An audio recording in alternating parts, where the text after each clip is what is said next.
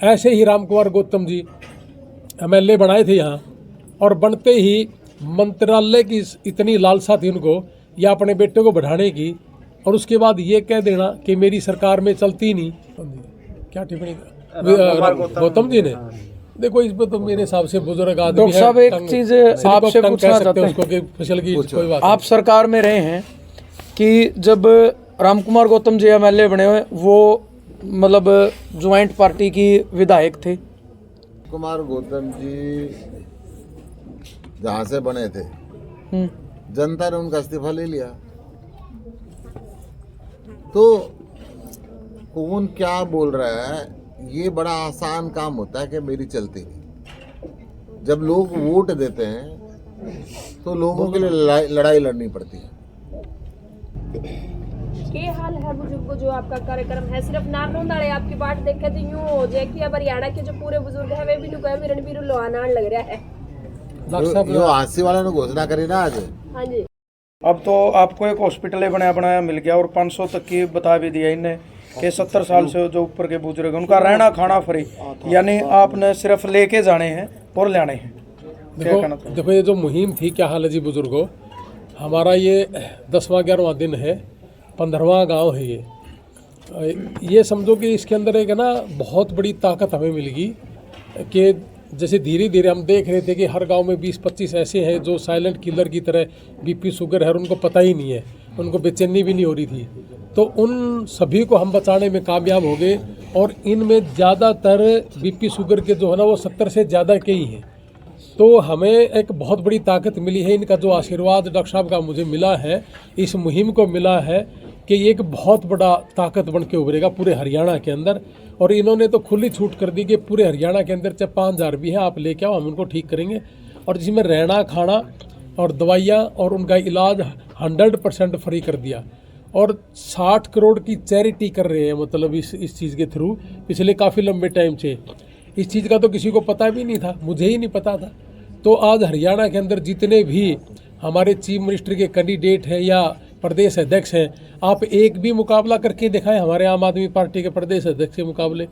तो फिर ये जो प्रदेश अध्यक्ष बने हैं, चाहे BJP के चाहे कांग्रेस के, क्या केवल मात्र सुखी राजनीति और गरीब लोगों को लूटने के लिए बनी है, या फिर आप लोग भी सेवा करेंगे किसी गरीब आदमी की? या आपके पास अगर कैपेसिटी नहीं है तो BJP के और कांग्रेस के जितने भी नेतागण हैं उनके भी अगर कोई बुजुर्ग है 70 साल के ऊपर का, हम उनका फ्री इलाज करके देंगे। डॉक्टर साहब ने ऐसी घोषणा करी है। कुछ लोग यूँ भी कह रहे हैं कि 10-12 गाँव में जाकर रणबीर लोहाना उल्टा फार्म पाया जाएगा। मतलब ये तो एक है भाई, इतने आदमी ठीक नहीं कर दे भाई, 60 गाँव के बुजुर्ग ने कुकर ठीक कर देगा एकला। ये पूरे हरियाणा का ठेका लेती लिया डॉक्टर साहब ने। अब तो 60 गाँव की बात नहीं रही, 7,500 हमारी संस्था है पिछले 40 साल से मेडिकल सेवा कर रही है। पंजय बाग के अंदर है, दिल्ली में द्वारका के अंदर है, अब बहादुरगढ़ के अंदर बनाया है। और ये किसी पार्टी विशेष की नहीं, हर पार्टी के लोग, हर धर्म के लोग वहाँ पे वेलकम है। 60 करोड़ रुपये साल की चैरिटी हम करते हैं। तो ये जो व्यवस्था बनाने की बात है, आदमी व्यवस्था अगर बनाता है तो व्यवस्था के अंदर हर व्यक्ति कवर होता है। रणबीर लोहाना जी ने एक व्यवस्था बनाने जा रहे हैं कि नारनौंद हल्के के हर बुजुर्ग की मैं सेवा करूं, हर बुजुर्ग को देखभाल करूं। और मुझे पूरा विश्वास है जिस लगन के साथ ये कर रहे हैं इनको कामयाबी देगा। और प्रभु भी आशीर्वाद देता है कि प्रभु जब आशीर्वाद देता है तो सेवा अपने आप आगे बढ़े। प्रधान जी, सेवा अब वाले तो कोई तो समस्या नहीं बचाना कि भी कैसे होगा क्या होगा। प्रधान जी, सेवा वाले तो बहुत आए हैं, सेवा करांगे हैं। आप कह रहे थे नौकरी के नाम पे पैसे ले ले हैं, वो इकट्ठे कर ले चंदा, माइक पे बोल रहे थे आप। हाँ तो कर तो लिया 30 करोड़ इकट्ठा। जो 1.5 किले वाले आदमी से ये कह के चंदा ले लिया कि मैं तेरे बेटे को नौकरी लगवा दूंगा। क्या पूरे नारनौंद के अंदर आप लोगों को ही पता है कि मजदूर से मजदूरी के नाम पे और चंदा इकट्ठा करा है, 1,000 रुपये भी इकट्ठा किया है, 2-2, 2.5 लाख रुपए भी इकट्ठा किया है, 50,000। ये आप नारनौंद हल्के में अगर सर्वे करोगे तो आपको मिलेंगी ये चीज़ें। यानी कि सरकार बनने से पहले ही यहाँ के कांग्रेस के MLA ने किसी ठेकेदार से पैसे ले लिए या कैथल तक के ठेकेदारों से पैसे ले रखे हैं कि मेरी सरकार आएगी तेरे को ठेका दूंगा मैं। यानी कि भ्रष्टाचार पहले से ही शुरू कर रखे हैं इन्होंने। नौकरी के नाम पे भ्रष्टाचार और ठेकेदार, यानी कि ठेकेदार भी फिक्स कर रखे थे। तो भूपेंद्र सिंह हुड्डा जी या कांग्रेस पार्टी के जितने भी ऊपर से लेके नीचे तक के हैं। मुझे लगता है कि सारे के सारे भ्रष्ट हैं, या तो इन्होंने टिकट बेच रखी थी या इनको खुली छूट दे रखी थी। तो 1.5 एकड़ का जो मालिक है उससे 2.5 लाख रुपए लेना, मुझे अगर आज ये कहे कि जी मैं 1.5 एकड़ का हूँ और मेरा काम करा दे मैं 2.5 लाख दूंगा, हमारी तो कॉन्शियस अलाउ नहीं करती कि हम ये चीज़ करें। हम ले भी नहीं सकते और हम लेंगे भी नहीं। तो कहने का मतलब ये है कि हमारा जो 20-30 साल से जो राजनीति थी, जो प्रदेश के अंदर जो लोग बैठे हैं अलग अलग पार्टियों के, क्या इन्होंने 30 साल में बेड़ा गर्क नहीं कर दिया इसका? सिर्फ एक ही काम कर रहे हैं। बीजेपी आ गई, कांग्रेस आ गई, गली पाट दी, बना दी, दोबारा बना दी, और गांव के अंदर कहते हैं कि जी देखो आपके गांव में हमने 50 करोड़ दे दिए, जबकि वो 50 करोड़ जनता के हैं, हमारे हैं। हमने दाल खरीदना है, चाय लेके आनी है, पत्ती लेके आनी, इसमें सारा टैक्स है और यही टैक्स सरकार में जमा हो जाता है और वही फिर पंचायती राज के थ्रू हमारे गलियों में लग जाता है और इसकी चौधराहट हमारे ऊपर की जाती है। कैप्टन अभिमन्यु जी कहते थे कि पूरे नानूद हल्के में हमने बहुत बड़ा विकास कर दिया। तो अब कैप्टन अभिमन्यु जी कहाँ हैं? लगाओ ना अपने घर से। तो सरकार का पैसा, हमारा पैसा था, उसने लगा दिया और बकवास करके चले गए। इनके घरों में चाय नहीं पी सकते थे हम, कैप्टन अभिमन्यु के घर में नहीं पी सकते थे, अब इसके नहीं पी सकते। जिनके यहाँ इन्होंने ये कहा कि मैं तेरे से 2.5 लाख रुपए ले रहा हूँ, तेरे बेटे को नौकरी लगवा दूंगा, या तो नौकरी लगवा दे, नहीं 2.5 लाख रुपए वापस कर दे इनके। तो क्या ये चोरी नहीं थी क्या? ऐसे ही रामकुमार गौतम जी MLA बनाए थे यहाँ, और बनते ही मंत्रालय की इतनी लालसा थी उनको या अपने बेटे को बढ़ाने की, और उसके बाद ये कह देना कि मेरी सरकार में चलती नहीं। दुष्यंत चौटाला बोल दिया। तो यही बात आ गई ना कि एक कहता है कि मेरी सरकार में चलती नहीं, दूसरा कहता है कि जी मेरी सरकार नहीं आई, तीसरे ने क्या करा कि गलियां पाट दी, दोबारा बना दी। तो फिर भ्रष्टाचार तो था ही, और था क्या वो? विधायक ने तो एक समाज के प्रति टिप्पणी भी की थी। हाँ जी, क्या टिप्पणी? गौतम जी ने? देखो इस पर तो मेरे हिसाब से बुजुर्ग आदमी डॉक्टर साहब एक चीज आपसे पूछना चाहते हैं, उसको कि फिसल की कोई बात आप सरकार में रहे हैं कि जब रामकुमार गौतम जी MLA बने हुए, वो मतलब ज्वाइंट पार्टी की विधायक थे, गठबंधन की सरकार बनी, उन्होंने बोला कि मेरी सरकार में चलती नहीं, अगर किसी विधायक की चलती नहीं तो क्या उनको इस्तीफा नहीं दे देना चाहिए? उस टाइम जनता का क्या कसूर था?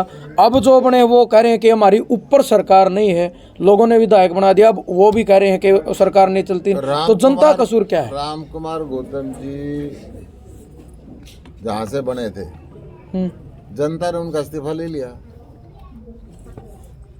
तो कौन क्या बोल रहा है, ये बड़ा आसान काम होता है कि मेरी चलती नहीं। जब लोग वोट देते हैं तो लोगों के लिए लड़ाई लड़नी पड़ती है। अरविंद केजरीवाल सेंट्रल गवर्नमेंट से इतना लड़े, सेंट्रल गवर्नमेंट दिल्ली में एक ईंट नहीं लगाना चाहती थी, हमने सारे स्कूल बदले, उनकी इच्छा के विरुद्ध हमने सारे हॉस्पिटल बदले, हमने बच्चों को बिना खर्ची पर्ची के रोजगार दिया, हमने व्यापार मेले लगवाए, परंतु झुके नहीं, डरे नहीं। जनता को ये नहीं कहा हमारी नहीं चलती, ये तो जरूर बताया कि ये रोड़े अटका रहे हैं, ये रोड़े हमारे साथ पंजाब में भी अटकाते हैं, अटका लें, परंतु हम काम करते हैं। अगर गौतम बुजुर्ग है, वो ये कहते हैं मेरी चलती नहीं, तो घर में भी बच्चे रिटायर कर देते हैं, उनको रिटायरमेंट ले लेनी चाहिए, गद्दी से क्यों चिपके हुए? कांग्रेस वाले मना करा जी मेरी चल देगी सरकार को नहीं मेरी। मैं ये कह रहा हूँ जी, जब वोट लेने हैं तब ये नहीं कहते भाई हमारी नहीं चलेगी, वोट न दियो उससे नहीं दियो, जब तो ये कहना चाहिए भाई अगर विधायक चुना गया, विधायक के अपने अधिकार हैं, सरकार हो या नहीं हो, सरकार के अलग अधिकार है और विधायक का अलग अधिकार है। विधायक को जनता के उन कामों के लिए लड़ना चाहिए और वो काम कराने चाहिए। केजरीवाल जी जब भी किसी रैली में जाते थे, कोई जनसभा करते थे, तो पहले ऐसे इंसान देखे हैं शायद राजनीति के अंदर जिन्होंने एक बात बोली थी, अगर मना काम करे हैं तो वोट दियो, नहीं तो वोट ही मत दियो। और लोग अपने दादा परदादा के नाम से वोट लेते हैं, उनके दादा ने तो काम किए थे, लेकिन उनका खुद का क्या है? केजरीवाल जी देश की राजनीति के अंदर पहले ऐसे व्यक्ति हैं जिन्होंने भ्रष्टाचार के खिलाफ लड़ाई लड़ी, पहले ऐसे व्यक्ति हैं जिन्होंने कमिश्नर रहते हुए, उन्होंने, उनकी वाइफ भी कमिश्नर थी, नौकरी छोड़ के झुग्गियों में जाकर सेवा करी, जब राजनीति की सोची भी नहीं थी। उनको जो हजारों वर्ष पुराना, सैकड़ों वर्ष पुराना इस देश का कॉन्स्टिट्यूशन था कि फाइल के अंदर क्या लिखा है सरकारी में पब्लिक देख नहीं सकती थी, राइट टू इंफॉर्मेशन एक्ट बनवाया जिसके लिए उनको मैगसेस पुरस्कार बना। ऐसे दृढ़ संकल्पी व्यक्ति ने कहा कि भाई मैंने अगर काम किया तो वोट देना, नहीं तो वोट मत देना। मैं सिर्फ वायदों पे वोट नहीं मांगता। फिर केजरीवाल जी ने पहले देश के अंदर ऐसे नेता हुए जिन्होंने अपनी पार्टी के लिए रेजुलेशन पास करा, पंजाब में कानून भी बनाया कि आम आदमी पार्टी का विधायक और सांसद एक पेंशन लेगा, एक से ज़्यादा नहीं लेगा। चाहे वो बीजेपी के लोग हों चाहे कांग्रेस के लोग हों, आज 6-6, 7-7 पेंशन ले रहे हैं। जो जितनी बार विधायक रहा, जो जितनी बार सांसद रहा, उतनी पेंशन वो ले रहे हैं। परंतु हमने कानून बनाया क्योंकि पब्लिक को तो एक पेंशन भी नहीं दे रहे, पुरानी पेंशन, और जनता के माल को ये लूटते रहे 5-5, 6-6 पेंशन लेके, उस पर कोई बोलने वाला नहीं है। अरविंद केजरीवाल पहले ऐसे व्यक्ति हैं जिन्होंने कहा कि भाई बेस्ट स्कूल दूंगा, द बेस्ट हॉस्पिटल दूंगा, और वो दिए।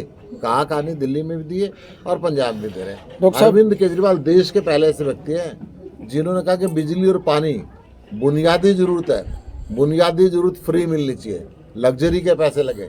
और कहाँ नहीं, दिल्ली और पंजाब दोनों जगह बिजली फ्री दी और फ्री बिजली दे रहे हैं। तो एक ऐसा व्यक्ति जो अपनी बात पे खरा उतरता है वो अरविंद केजरीवाल। किसानों को अपनी फसल का मुआवजा लेने के लिए हरियाणा में रोड जाम करने पड़ते हैं, धरने पड़ते हैं, प्रशासनिक भवन बंद करने पड़ते हैं, उसके बावजूद लाठीचार्ज मिलते हैं, मुकदमे मिलते हैं। लेकिन हमने देखा कि केजरीवाल जी खुद हाथों में 50-50 हज़ार के चेक लेके किसानों को घर गए ताकि बीच में कोई पैसे ना खाए, खुद दे के आए हैं किसानों। हमने ये काम दिल्ली में भी किया और ये काम पंजाब में भी किया। जब फसल खराब होती है तो फसल खराबी का मुआवजा जब तक हरियाणा में गिरदावरी नहीं होती वहाँ पे मिल जाता है। 40-40 साल तक जिन खेतों में पानी नहीं पहुँचा करता, अब हर नाली के अंदर वहाँ पानी पहुँचता है। पूरे पंजाब के अंदर बेहतर जो व्यवस्था है हरियाणा के मुख्यमंत्री को वहाँ से सीखनी चाहिए। गुप्ता जी, जो आपने रोजगार की बात की और सैनी साहब ने भी पहले भी सरकार बनाने से पहले सीटी का घोषणा की थी, वे रोजगार पहले देंगे और मुख्यमंत्री की शपथ बाद में लेंगे, और आप कह रहे रोजगार नहीं, उन्होंने रोजगार पहले दिया है। रोजगार किस चीज में दिया? कौशल विकास में। नहीं, सीटी का जो मैं कहना सीटी के एग्जाम में आप हरियाणा का रिकॉर्ड उठा के देखो, जितने अफसर लग रहे हैं सब हरियाणा से बाहर के लग रहे हैं। हरियाणा के बच्चों का सिर्फ 84 नंबर आता है। के हाल है बुजुर्गों, जो आपका कार्यक्रम है सिर्फ नारनौंदाड़े आपकी बात देखे तो यूं हो जाए कि अब हरियाणा के जो पूरे बुजुर्ग है वे भी नुकाए में रणबीर लोहानान लग रहा है। जो हांसी वाले ने घोषणा करी ना आज, हाँ जी, ऑक्सीजन मीटर लगाएंगे। और अब तो क्या हाल है बुजुर्गों को, हमारे अध्यक्ष जी ने स्वस्थ हो जाओ बुजुर्गों बना दिया।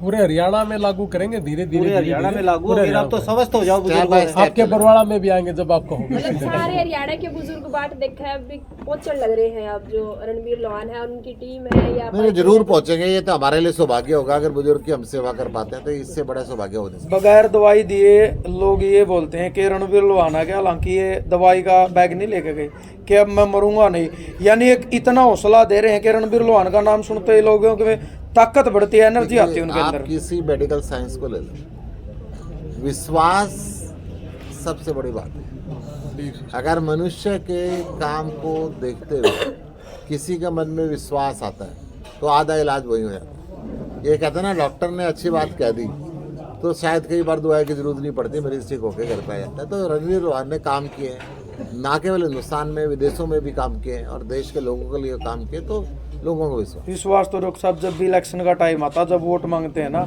उन्हीं बुजुर्गों के पांव छूते हैं जिनको वो फिर बाद में शक्ल से देखते भी नहीं, तब भी दिलाते हैं विश्वास कि आप आशीर्वाद दो, आपका बेटा बनेगा। मैं आपको दो बात बता दूं। हरियाणा एक ऐसी जगह है, जब इलेक्शन आता है तो जाति और धर्म पे ये पूरा प्रदेश बट जाता है, और ये जहर बीजेपी ने बोला। हरियाणा के अंदर अगर गांव की बेटी की शादी होती थी तो हर घर के अंदर एक बिस्तर का इंतजाम होता था, हर घर से एक दूध का लोटा आता था और सारा गांव उसको अपना रिश्तेदार मानता था। आज बीजेपी ने जो जहर घोला, ये स्थिति आ चुकी है कि पड़ोसी को बुलाएं या ना बुलाएं, शादी में ये सोचना पड़ रहा है। तो ये व्यवस्थाएं को सुधारनी पड़ेगी। देश के अंदर जो जाति और धर्म का जहर घोला जा रहा है उससे बाहर निकलना पड़ेगा, और उसका एकमात्र साधन है शिक्षा। अच्छी शिक्षा मिलेगी तो लोग। जो सरकारी स्कूलें बंद करने पर तुली हुई सरकार, मर्ज करने लग रहे हैं स्कूलों को। सरकारी स्कूल गरीबों के जो बच्चे प्राइवेट में जाएं, बंद कर दिए, मर्ज कर दिए। और जो है उनमें अध्यापक नहीं है, कंप्यूटर नहीं है, डेस्क नहीं है, बिल्डिंग ही नहीं है पानी जी। टपक रहा है, शौचालय नहीं है, बहुत से ऐसे स्कूल हैं जिनमें बिजली का कनेक्शन नहीं है। पशु बैठे थे दिन तो रात इन व्यवस्थाओं को बदलने की जरूरत है और उसी संघर्ष में हम लगे हैं। धन्यवाद बहुत। धन्यवाद।